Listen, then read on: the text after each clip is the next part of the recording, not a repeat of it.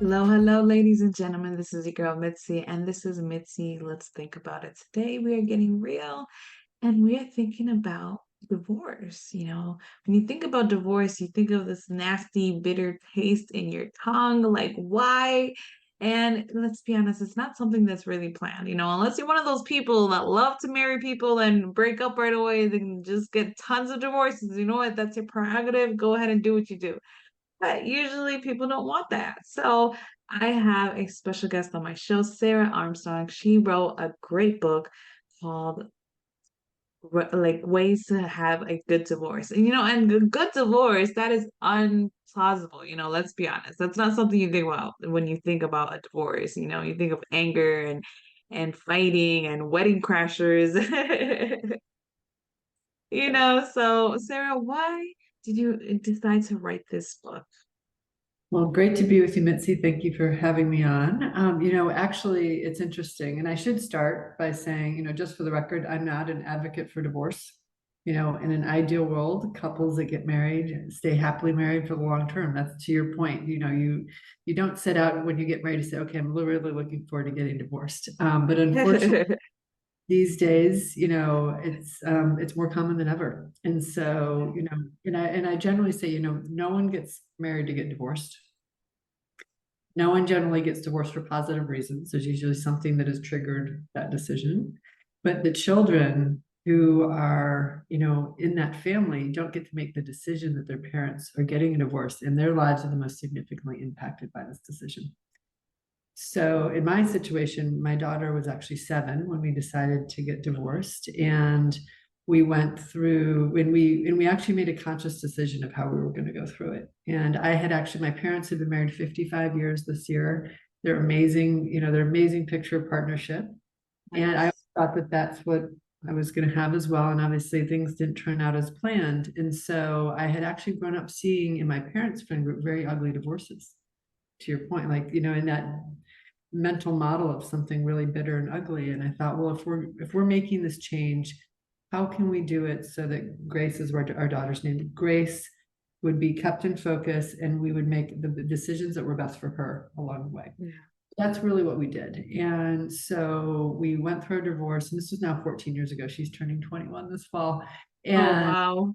amazing. It's crazy. I can't believe I'm a 21-year-old. But we went through the process, and afterwards, I had a number of friends that would come to me and say, they made their decision that they were going to go down this path. They said, would you help me? Would you help me think through this? And somehow I'd become like the poster child for a good divorce. And so I said, yeah, I'm happy to help you think through it. And after I had helped them, they'd say, you should really write this guidance down. Well, Mitzi, I'm in the corporate marketing, global marketing world. I don't fashion myself a writer. And so I thought, well, I'm not going to probably do that. So I was actually at a business dinner in Mexico City with a group of colleagues. And a colleague and actually a good friend of mine turned to me at dinner and he said, Sarah, you're so happy. And I said, yeah, I'm really happy. He said, but you're divorced. And I said, well, getting a divorce is not a death sentence. Yeah. I'm happy. My daughter's happy. My ex-husband's happy. I said, we're all happy. Yes, we did get divorced, but getting divorced is an action.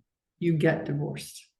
What I don't think it needs to be is this negative cloud that follows you and your children and even your ex-spouse through the rest of their lives because you've chosen to do that action.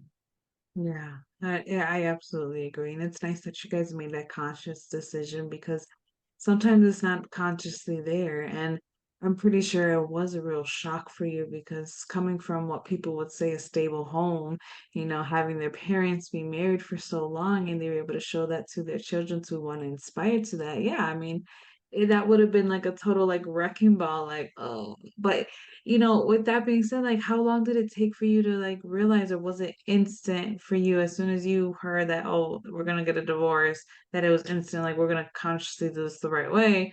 Or was it just like it took you a little bit to realize like, man, this is real?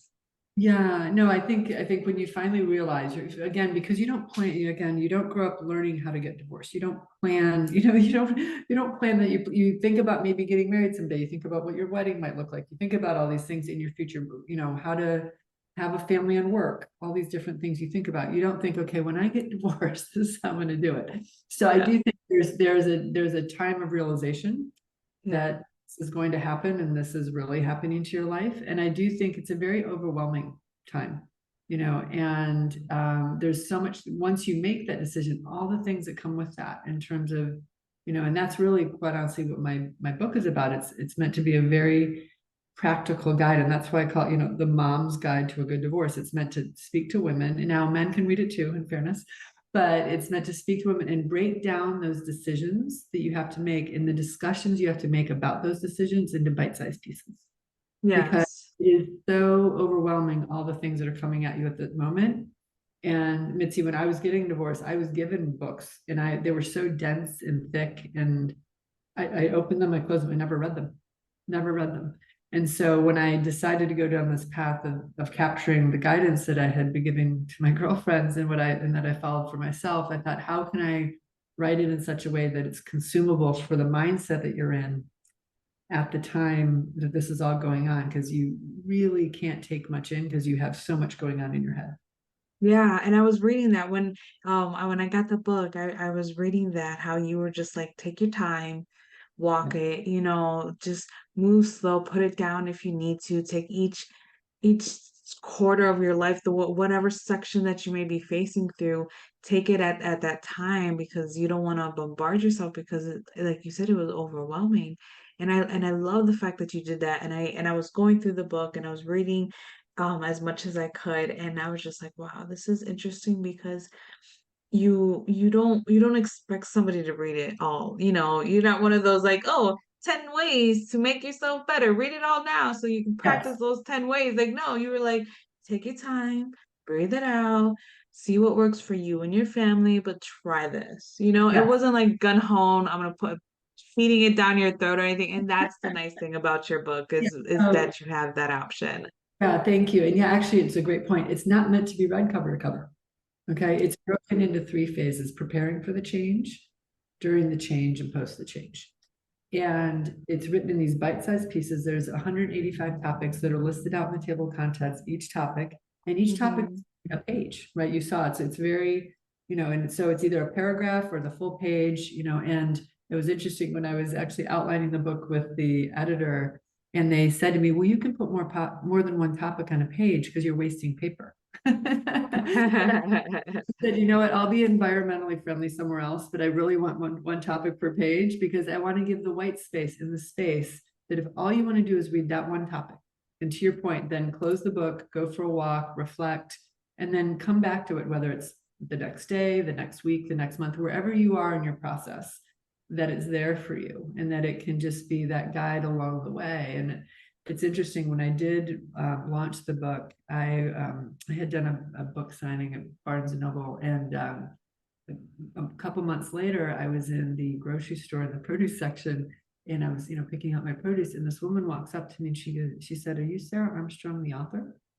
And I had to stop because Mitzi, again, I don't think about myself. Yeah.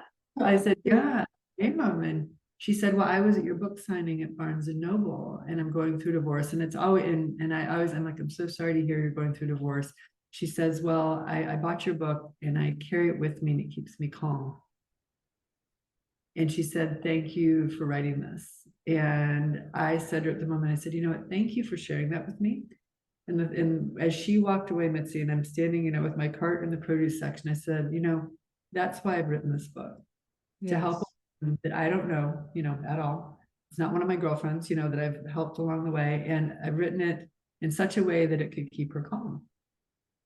Yes. And I think that's why I've put this book out in the world. And I just want to help as many women, and in fairness, families, couples, as possible to go through this, because I just don't think there's enough conversation in society around the topic Yes. about how to have a good divorce, you Mhm. know.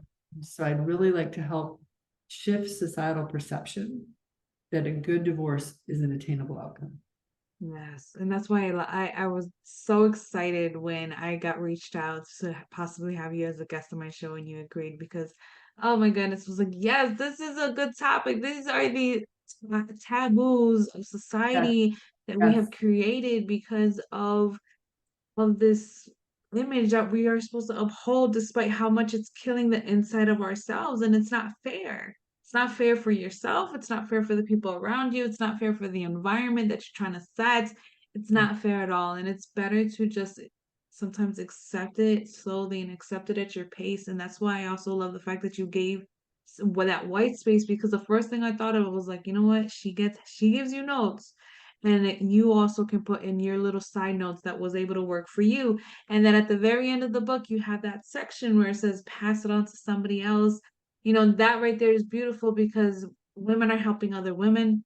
Just if you're going through this process, you're able to help somebody else, give them little key points that was able to work for you, because everybody's different. Everybody perceives and understands and reacts differently to life. So to have that moment to just reflect on this book and on that chapter that you may be going through and may be facing and seeing other women, because I seen at the end you actually gave thanks to a lot of other people that helped you, contributed to the book. And I thought that's awesome, because I'm like, how did if someone doesn't anticipate divorce, then why would you add this chapter in? But then at the end it made sense because other women had to go through that.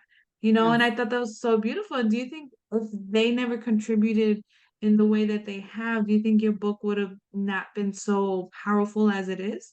Yeah, it's a great question. No, I absolutely, and I should mention that the friends that I helped through the process, I then, once I wrote down everything that I had been sharing with them, I went back to them and said, "Is this what we discussed? What else?" And so, yes, the richness of the book isn't just, what I had shared as guidance. It was the collective experiences we had. And in fairness, from working moms, stay-at-home moms, very different situations of what led everyone to their respective decisions to go through this really significant change in life. But I do think that it was the collection of those experiences that make it what it is. And as you said, the thing about societal's perception of all of this, if you step back, like a good divorce, the definition of a good divorce is when a couple puts their personal feelings aside for one another and focuses on what's best for their children. And actually, my daughter Grace was the one that defined the term a good divorce for me. So we were actually standing at a CVS checking out, and there was a People magazine on the newsstand right in front of us, and there was a celebrity couple getting divorced.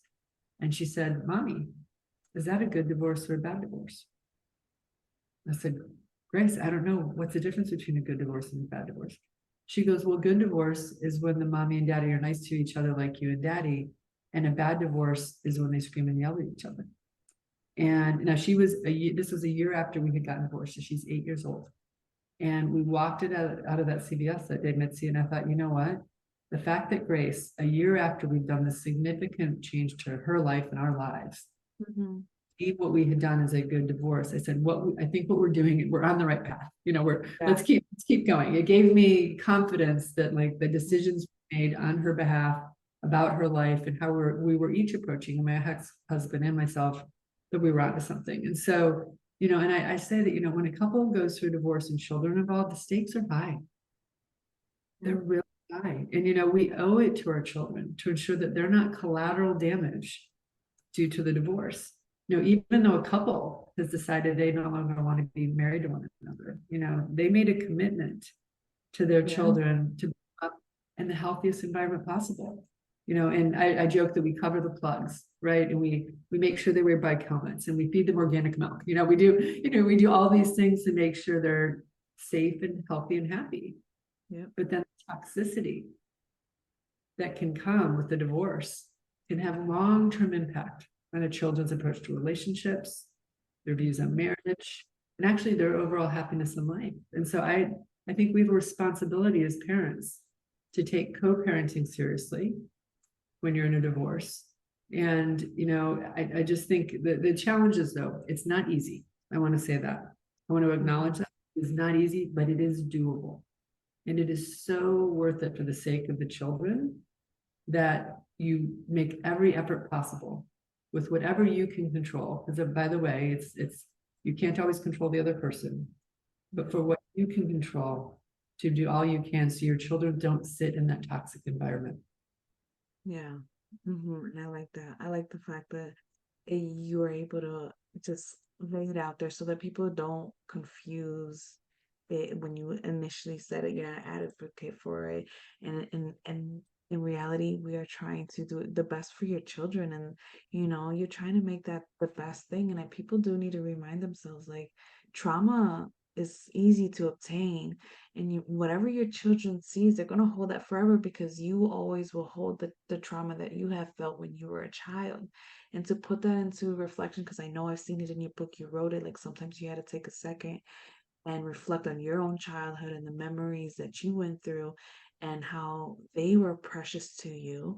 You want to keep that with your children. And I think that's an amazing thing because we need to put that into perspective, especially when you have children. You can't forget your own childhood once you have a child and think now you're a full blown adult. Like, no, your inner child is still screaming inside you, wanting love too. Like, people need to put that into play and remember that.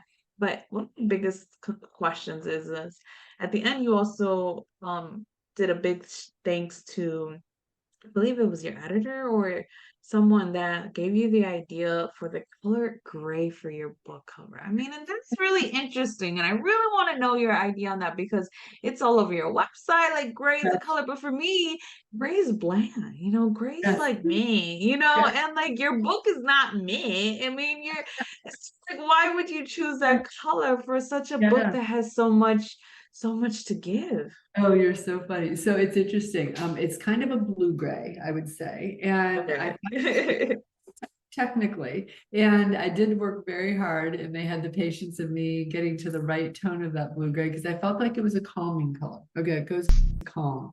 So it was, I think that's the whole purpose of this book is to give people some calm in a very, very tumultuous time in life. And so the gray of the book cover and actually the website and everything, to your point, excuse me, has that tone.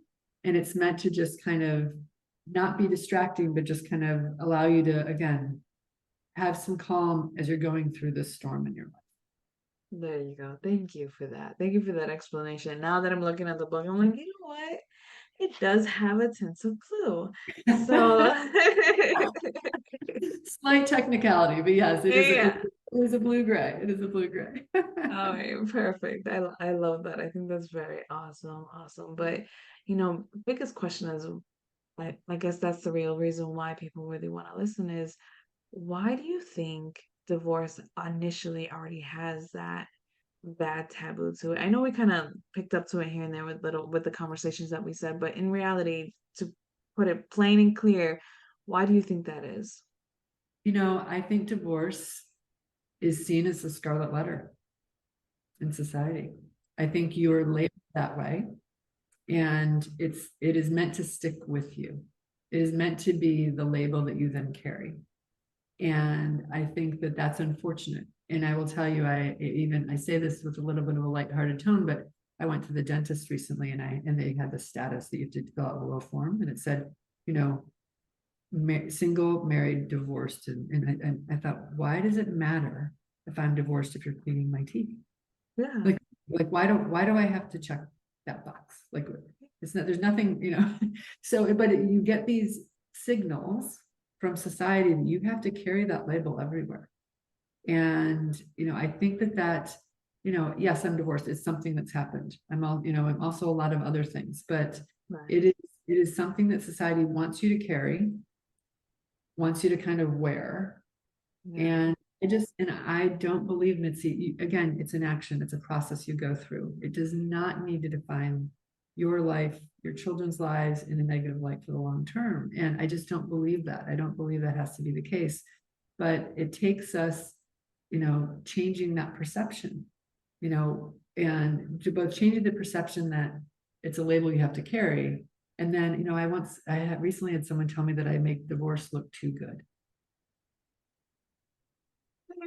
Okay, that's what people say. That's crazy. There's no such thing because at the end of the day, I mean, you're I gonna just, go through it through your own eyes, yeah, and yeah. just because it may seem well for you doesn't mean it actually was well. I mean, you probably No, had it's moments where hard. you were like, So oh hard. my goodness, Yeah, stressed it's so out. Like, hard. people don't see that.